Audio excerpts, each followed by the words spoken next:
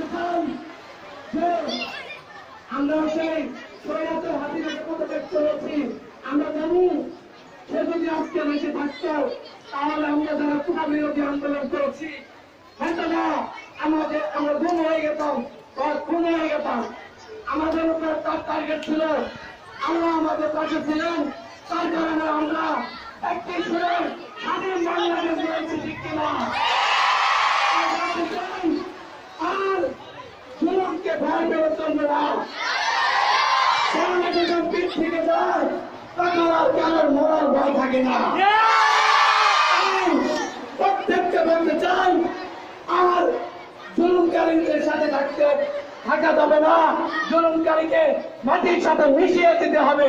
কারণ আমরা শিক্ষার্থী, আমরা আগামীর দেশ গড়ব, আমরা একটি স্বাধীন বাংলাদেশ গড়ব।